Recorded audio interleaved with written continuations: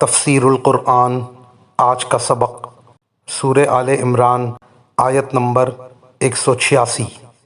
اعوذ باللہ من الشیطان الرجیم، بسم اللہ الرحمن الرحیم۔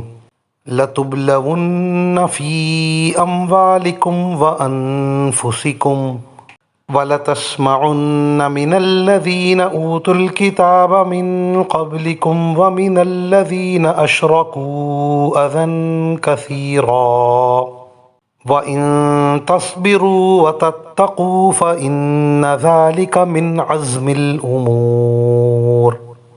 ترجمہ: مسلمانوں، تمہیں اپنے مال و دولت اور جانوں کے معاملے میں اور آزمایا جائے گا، اور تم اہل کتاب اور مشرکین دونوں سے بہت سی تکلیف دہ باتیں سنو گے، اور اگر تم نے صبر اور تقوی سے کام لیا تو یقیناً یہی کام بڑی ہمت کے ہیں جو تمہیں اختیار کرنے ہیں۔ اس آیت شریفہ میں مسلمانوں کو بتا دیا ہے کہ صبر اور آزمائش کے جو واقعات تمہارے سامنے آئے، یہ نہ سمجھو کہ یہ آخری ہیں، ان کے بعد بھی ایسے واقعات پیش آتے رہیں گے جن سے تمہاری آزمائش ہوتی رہے گی۔ یہ آزمائش جانوں میں بھی ہوگی اور مالوں میں بھی ہوگی۔ ہمت اور حوصلے کے ساتھ سب کو برداشت کرتے رہو، نیز اہل کتاب، یہود و نصارہ اور مشرکین تمہیں ایذا پہنچاتے رہیں گے، اور ان سے ایسی باتیں سنو گے جن سے تمہیں دکھ پہنچے گا۔